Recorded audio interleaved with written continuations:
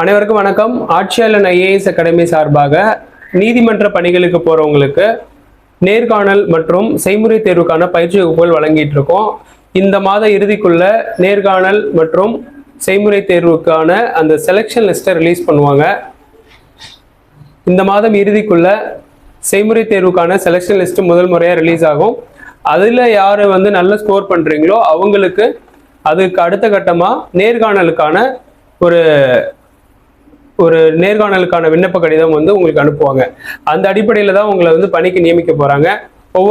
ஒவ்வொருவருமே நேர்காணலில் எப்படிப்பட்ட வினாக்களை சந்திக்க போகிறீங்க, என்ன மாதிரி பதில் சொன்னால் உங்களுக்கு ஜட்ஜஸ் மார்க் போட்டு இந்த தடவையே உங்களை பணியில் உட்கார வைக்க வாய்ப்பு இருக்கு அப்படிங்கிற மாதிரி தான் நம்மளோட பயிற்சி வகுப்புகள் அதுக்கு துணை புரியும்.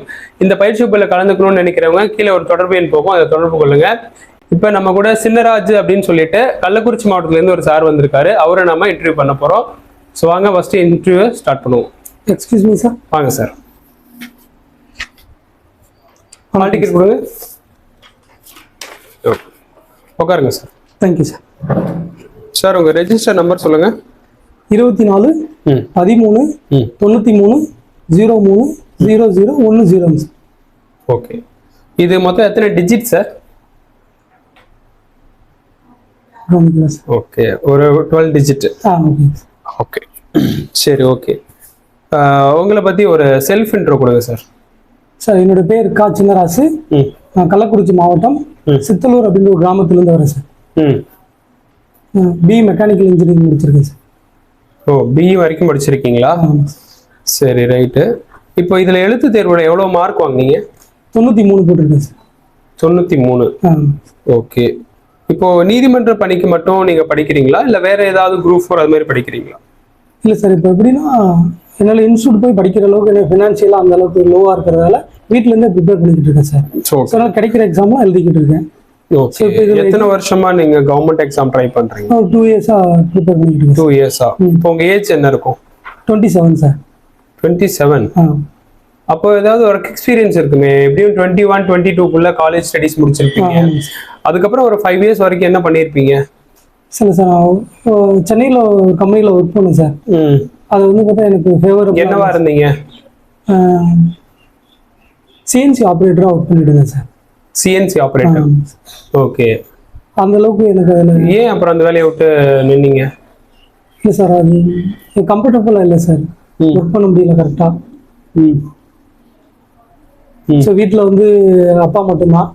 ஸோ அங்கே அப்பா தனியாக விட்டுட்டு அங்கே போய் ஒர்க் பண்ணுற அளவுக்கு அப்பா கூடயே இருக்கணுன்ற மாதிரி, வீட்டோடய இருக்கணுன்ற மாதிரி பிளான் பண்ணி ஸோ இங்கேயே ஏதாவது அப்படியே எக்ஸாம் எழுதிக்கிட்டு வீட்டோடலேயே அப்படியே ப்ரிப்பேர் பண்ணி இங்கே இருக்கேன் சார். ஓ சரிங்க சார். அப்போ ஒரு பி வரைக்கும் படிச்சுட்டு நீங்க இந்த குரூப் 4 சைடு அப்படிலாம் எழுதி வேலைக்கு போகலாம்ல. இது ஒரு OA level work. OA level ஒர்க்ல ஒரு ஓஏ மசாலஜி ஒர்க்கோட நேச்சர் தெரியுங்களா? நேச்சர் தெரியும் சார். என்ன மாதிரியான ஒர்க் இருக்கும்? இப்போ ஜட்ஜி கீழே நம்ம ஒரு அசிஸ்டண்டா தான் சார் ஒர்க் பண்ண போறோம். ஒரு ஆஃபீஸ் அசிஸ்டன்ட் ஒர்க்கு. ஸோ அதனால இப்போ என்னன்னா, நான் கவர்மெண்ட் ஜாப் போகணுன்றது என்னுடைய எய்மா இருந்துச்சு சார். அதுக்கப்புறம் நான் ப்ரைவேட் ஜாப் ஒர்க் பண்ணிட்டு ஸோ அதில் எனக்கு சாட்டிஸ்ஃபேக்ஷன் இல்லை. ஸோ கவர்மெண்ட் ஜாப் போகணும் அப்படின்னு பிளான் பண்ணி ஸோ அப்படியே அதான் ஃபினான்ஷியலாக லோவாக இருக்கிறதால இன்ஸ்டியூட் எதுவும் ஜாயின் பண்ணி பெரிய பெரிய எக்ஸாம்னால படிக்க முடியல சார். ஸோ அதனால வீட்டிலேருந்தே ப்ரிப்பேர் பண்ணுறதால கிடைக்கிற எக்ஸாம் எல்லாமே எழுதிக்கிட்டு இருக்கேன் சார். குரூப் ட்ரை பண்ண எதுவும் அட்டன் பாஸ் பண்ண முடியல. ஸோ இந்த எக்ஸாம் பாஸ் பண்ணியிருக்கேன். இதில் எப்படியா வேலைக்கு போகணுன்றதுக்காண்டி ஒரு முடிவோட வந்திருக்கேன் சார். ஓகே.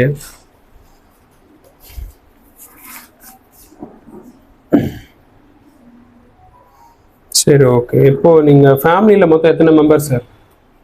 4 members sir. யார் யாருங்க? அண்ணன், அப்பா, அக்கா, நான். அம்மா இல்லை சார். சரி, ரைட்டு. இப்போ உங்களோட லைஃப் டைம்ல இந்த 27 வயசுல, அதாவது கல்லூரி படிப்பு இல்லைன்னா உங்க லைஃப் டைம் வரைக்கும் வச்சுக்கோங்களேன், இந்த லைஃப் டைம்குள்ள நீங்க ஃபேஸ் பண்ண ஏதாவது ஒரு ப்ரெஷரான சுச்சுவேஷன்னா எதை சொல்லுவீங்க?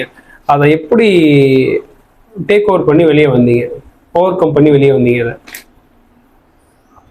உங்க லைஃப்லயே மீட் பண்ண ப்ரெஷர், அது ஹையஸ்ட் ப்ரெஷர், இதுதான் என் லைஃப்ல எனக்கு இருந்த ஒரு பேர்டனான விஷயம் அப்படின்னா எதை சொல்லுவீங்க? காலேஜ் டேஸ்ல சார். இப்போ இன்ஜினியரிங் படிச்ச போது ஃபீஸ் கட்ட ரொம்ப கஷ்டங்க சார். அதெல்லாம் பார்த்தா ரொம்ப ஃபினான்ஷியலாக லோவாக இருந்தாலும் ரொம்பவே ப்ரெஷராக இருந்துச்சு. என்ன எப்படி இந்த 4 இயர் 4 இயர்ஸ் முடிக்கிறது சொல்லாமல் ரொம்ப கஷ்டப்பட்டு அதுக்கப்புறம் தான் சார் இப்படி எப்படியோ பண்ணி முடிச்சு வெளியே வரதுக்குள்ளே ஒரு ரொம்ப ப்ரெஷராக ஹேண்டில் பண்ணேன் சார். அப்போ பார்ட் டைம் ஒர்க் பார்த்துட்டு வேலை பார்த்துட்டு படிச்சீங்களா? ஆமாம் சார், அந்த மாதிரி இருக்கும் சார். அந்த மாதிரி பண்ணீங்களா? சரி, ரைட், ஓகே. சரி, ஒருவேளை இப்போ இதுல உங்களால இந்த இன்டர்வியூல ஜெயிக்க முடியலன்னு வச்சுக்கலாம், ஒன்றும் பிரச்சனை இல்லை சார். இப்போ என்ன எக்ஸாம் ட்ரை பண்ணுவேன் சார். அடுத்தடுத்த எக்ஸாம் ட்ரை பண்ணுவீங்க. ஏன் ஏஜ் ஒரு பக்கம் பாராயிட்டே இருக்கு, அப்போ ஏதாவது ஒரு பிரைவேட் வேலையை பார்க்க அங்கிருந்து அப்படியே அப்ளிமெண்ட் ஆகலாம்ல லைஃப்ல? இல்லை சார், அப்படி போகலாம், பிரைவேட் ஜாப் போகலாம். ஆனால் வந்து பார்த்தா அது அடுத்து என்னால் கவர்மெண்ட் ஜாப் போகணுன்ற கான்ஃபிடன்ட் உடச்சிடும் சார். ஸோ அதனால நான் எப்படியும் மேபி இந்த இன்டர்வியூ பாஸ் பண்ணிடுவேன் சார். சரி, ஓகே. சரி, இந்த கோர்ட் வேலைக்கு எதுக்காக வர ஆசைப்படுறீங்க? இல்லை சார், என்னோட எய்ம் வந்து கவர்மெண்ட் ஜாப் போகணுன்றது. ஸோ வந்து கோர்ட்டு அப்படி இப்படின்னு வேலையை தனியாக பிரித்து பார்க்கல சார். கவர்மெண்ட் ஜாப் போகிறேன், அவ்வளோதான் சார். ஓ, எந்த செக்டராக இருந்தாலும் பரவாயில்ல, கவர்மெண்ட் ஜாப் போகணும், கவர்மெண்ட் ஜாப் போகணுன்றது தான். அப்படின்னா ஓகே. சரி, உங்களுக்கு ஹைகோர்ட் பற்றி என்னெல்லாம் தெரியுங்க? ஹைகோர்ட், சென்னை ஹைகோர்ட்டை பற்றி கேட்குறேன், மெட்ராஸ் ஹைகோர்ட் பற்றி கேட்குறேன். அந்த ஹைகோர்ட் எப்போ உருவாச்சு, அதில் யார் ஃபர்ஸ்ட் ஜட்ஜு, இப்போ யார் அப்படின்ற மாதிரி டேட்டா. சென்னை ஹைகோர்ட் வந்து ஜூன் 26, 1862 சார் ஹைகோர்ட் உருவாக்கப்பட்டது. தற்போதைய தலைமை நீதிபதி யாருன்னா மாண்புமிகு நீதி அரசர் KR ஸ்ரீராம் அவர்கள். இந்த மெட்ராஸ் ஹைகோர்ட்டோடைய ஒரு அடிஷனல் கோர்ட்டா மதுரை ஹைகோர்ட், இது ரெண்டுக்கும் சேர்த்து மொத்தம் எவ்வளவு ஜட்ஜஸ் இருக்காங்க? 63 நினைக்கிறேன் சார். கரெக்டா தெரியுமா? கரெக்டா 75 இருக்காங்க. ஓகே. சரி, உங்களுக்கு நியூஸ் பேப்பர்ஸ்லாம் வாசிக்கிற பழக்கம் இருக்கா? இருக்கு சார். இருக்கு. ஓகே. இன்னைய பேப்பர் பாத்தீங்களா? இன்னைய பேப்பர்ல சுப்ரீம் கோர்ட்டுடைய 2 ஜட்ஜஸ் ஒரு தீர்ப்பு கொடுத்துருக்காங்க. இன்னைக்கு நாம 13ஆம் தேதியில இருக்கோம், ஏப்ரல் 13ல இருக்கோம். ஒரு 2 ஜட்ஜஸ் முக்கியமான தீர்ப்பை கவர்னருக்கும் குடியரசுத் தலைவருக்கும் கொடுத்துருக்குறாங்க. அந்த 2 ஜட்ஜஸ் யாரு, என்ன தீர்ப்பு கொடுத்துருக்குறாங்கன்றது தெரியுங்களா? தெரியல சார். இல்லை. ஓகே. அதாவது பார்திவாலான்ட்டு ஒரு ஜட்ஜ் இருக்காரு, அதுக்கப்புறம் R மகாதேவன் ஒரு ஜட்ஜ் இருக்காரு. இவங்க 2 பேரும் என்ன பண்ணியிருக்காங்கன்னா, கவர்னர் நம்ம தமிழ்நாட்டு மசோதாவை 10 மசோதாவை பெருசா அவர் சைன் பண்ணல, அதை குடியரசுத் தலைவருக்கு அனுப்பல. ஓகேங்களா? அதனால என்ன பண்றாங்க அப்படின்னா, அந்த 2 ஜட்ஜஸும் கவர்னருக்கு சில அறிவுறுத்தல் கொடுத்துட்டு அவருடைய விதி 200ல அவர் தன்னிச்சையா செயல்பட முடியாது அப்படின்னு சொல்லி என்ன பண்ணியிருக்காங்கன்னா, இனிமே ஒரு மசோதா வந்ததுன்னா அதை 3 மாசத்துக்குள்ள நீங்க சைன் பண்ணி அனுப்பணும் அப்படின்னு சொல்லியிருக்காங்க. அதே மாதிரி பிரசிடென்ட் நம்ம இந்தியாவுடைய குடியரசுத் தலைவருக்கும் அவங்க பார்வையில் இருக்கிற மசோதாவை நிறைவேற்றுறதுக்கும் 3 months தான் அவகாசம் அப்படின்னு சொல்லி அவங்களுக்கான விதி 201 அடிப்படையில் சொல்லியிருக்காங்க. இதுதான் இந்த ஹெட்லைன். அதனால எப்போ இன்டர்வியூ போனாலும் நீங்க என்ன பண்ணணும்னா அன்னன்னைய ஹெட்லைனை பார்த்துக்கிட்டு போகணும். ஓகேவா? சரி, ஓகே. சரி, உங்களோட ஸ்ட்ரென்த் வீக்னஸ் அப்படின்னு எதை சொல்லுவீங்க? என்னுடைய வீக்னஸ்னா பயம் சார். பயப்படுவீங்களா? ஆமாம் சார். ஸோ என்ன ஆகும் அப்படின்னா கொஞ்சம் பயப்படுவேன் சார். ஸ்ட்ரென்த் அப்படின்னா மேபி பயந்தாலும் அதுலேருந்து மீண்டு வந்துடுவேன் சார். எப்படி, ஏதாவது ஒரு விளக்கம் சொல்லி அப்படியே கொஞ்சம் டீட்டெயில் சொல்லுங்க சார். இப்போ பேசிக்காக இப்போ என்னுடைய லைஃப்பில் சொல்லலாம் சார். இப்போ இன்ஜினியரிங் படிக்கக்குள்ள ரொம்ப கஷ்டப்பட்டோம், ஃபினான்ஷியலாக ரொம்ப லோவாக இருந்துச்சு சார். அப்போ கொஞ்சம் பயமாக தான் இருந்துச்சு. இப்போ செகண்ட் இயர்லேயே இந்த மாதிரி ஃபீஸ் கட்ட முடியலையே, அப்புறம் எப்படி நம்ம இப்போ வந்து தேர்ட் இயர் ஃபைனல் இயர்லாம் ஃபீஸ் கட்டுறது அப்படின்னு சொல்லிட்டு கொஞ்சம் பயமாக தான் இருந்துச்சு. அப்போ இன்ஜினியரிங் முடிக்க முடியாதா அப்படின்ற ஒரு பயம்லாம் இருந்துச்சு சார். அதுக்கப்புறம் வந்து சரி ஓகே அப்படின்ட்டு நானாக வந்து பார்த்தா சார் பார்ட் டைம் ஜாப் போயிட்டு அப்படி இப்படி ஃபீஸ் ரெடி பண்ணி அப்புறம் அப்பாவும் கொஞ்சம் ரெடி பண்ணி அந்த மாதிரிலாம் பண்ணி வெளியே வந்துட்டு சார் முடிச்சுட்டு. ஸோ ஒரு விஷயத்த செய்யும்போது பயப்படுவீங்க, அப்புறம் எப்படியாவது அதை மேனேஜ் பண்ணி அதிலிருந்து வெளியே வந்துடுவீங்க. ஓகே. சரி, நீங்க கள்ளக்குறிச்சி மாவட்டம் இல்லையா? உங்க மாவட்டத்தை பத்தின வரலாறு ஏதாவது சொல்லுங்க. கள்ளக்குறிச்சி டிஸ்ட்ரிக்ட் பொறுத்த வரைக்கும் கோமிகி டேம்னு ஒரு டேம் இருக்குது சார். ம் அந்த டேம் வந்துட்டு கல்வராயன் மலைக்கு அடிவாரத்தில் அமைஞ்சிருக்கு.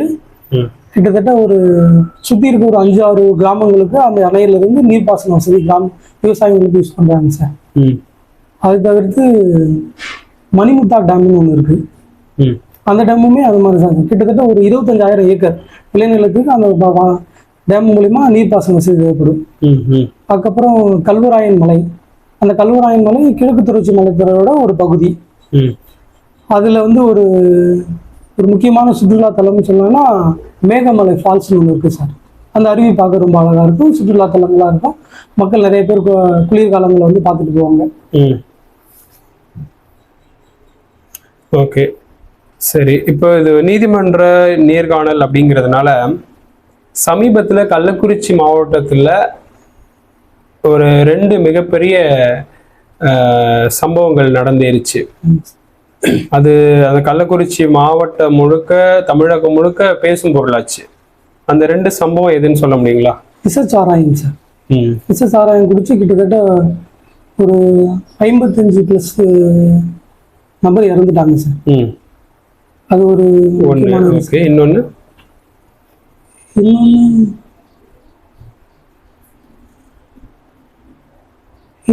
ஒரு ஸ்கூல் விஷயம்.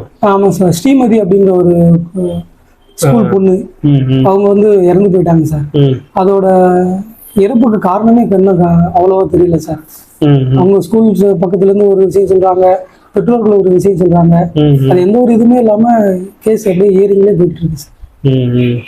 அந்த ஊர் பக்கமா? ஆமாங்க சார், சின்ன சேலம் இருக்கிற ஊர் பக்கமா? ஆமாங்க சார், அங்க இருந்து ஒரு 15 கிலோமீட்டர் அந்த மாதிரி தான் சார். சரி ரைட்டுங்க. ஓகே சின்னராஜ், உங்களுக்கு ஃபைனலாக ஒரு கொஸ்டின். இப்போ மதுரை கிளை நீதிமன்ற நீதிபதி ஒருவர் என்ன சொல்லியிருந்தாரு அப்படின்னா, தமிழ்நாடு முழுக்க இருக்கக்கூடிய அரசியல் கட்சிகளுடைய கொடிக்கம்பங்கள் இதெல்லாம் அகற்றணும் அப்படின்னு சொல்லியிருந்தாரு. அந்த நீதிபதி யாரு? ஒன்று. ரெண்டாவது, அந்த கொடிக்கம்பங்கள் அகற்றுவது அப்படின்னு அறிவிப்பு வந்திருக்கு. இதை உங்களோட பார்வையில் எப்படி பாக்குறீங்க? கரெக்டு தான் சார். நீங்க நீதிபதி பேரு தெரியுங்களா? நீதியரசர் இளந்திரையன் ஐயா தான் அந்த தீர்ப்பு சொன்னது. ஓகே, இப்போ வாங்க, அது சரியா உங்க பார்வையில் எப்படி? கரெக்டு தான் சார். நம்ம தமிழகத்தை பொறுத்த வரைக்கும் கட்சிகள் எண்ணிக்கை அதிகமாகிட்டே இருக்கு சார். அதுக்காக வந்து அங்கங்கே கொடி நட்டுக்கணும்னா இன்னும் இருக்க கொடி நட்டுக்கிட்டே போனா ஒரு கட்டத்துல வந்து பார்த்தா தேசிய கொடிக்கும் பண்ற கட்சிகள் கொடிக்குமே வித்தியாசம் இல்லாம போயிடுது சார். So தேவையில்லாது sir. அங்கங்க தேசிய கொடி நம்ம ஒன்றும் போயிட்டு ரோட்டு ஓரத்துலயோ எங்கேயோ நடுறது கிடையாது. இல்ல நடுறது இல்லை சார். பட் இருந்தாலும் இந்த கட்சி கொடின்றது அங்கங்க நடுறது தேவையில்லாதானே சார். நமக்கு வேணும்னா அந்த அவங்கவுங்க வீட்டுல கூட மேபி. அது எந்த வகையில இடையூறு அப்படின்னு கேக்குறேன். எந்த வகையில இடையூறு அப்படின்னா சார், அந்த இடத்துல மேபி இப்போ ஒரு கட்சி கொடி இருக்கு, அந்த கட்சிக்காரங்களை சேர்ந்தவங்க வந்து பார்த்தா என் கொடி அப்படின்னு அந்த இடத்துல ஏதோ மேபி நிறைய இஷ்யூஸ் வர வாய்ப்புகள் இருக்கு. என் கொடி நான் இது பண்றேன் அது பண்றேன், அந்த மாதிரி ஒவ்வொரு கட்சிகளுக்கு இடையிலையும் சண்டை ஏற்பட வாய்ப்பு இருக்கு. அது தேவையில்லாத சார். அந்த மாதிரி சண்டைகளை தவிர்க்கலாம். அங்க என் கட்சி கொடி இல்லைன்னா யாரும் அங்க வந்து போய் நிக்க போறது கிடையாது. அதை தவிர்க்கலாம் சார். அதனால okay okay okay Chinraj sir, நல்லபடியா சொன்னீங்க. வாழ்த்துக்கள். Thank you sir. ஓகே, இந்தாங்க. தேங்க்யூ.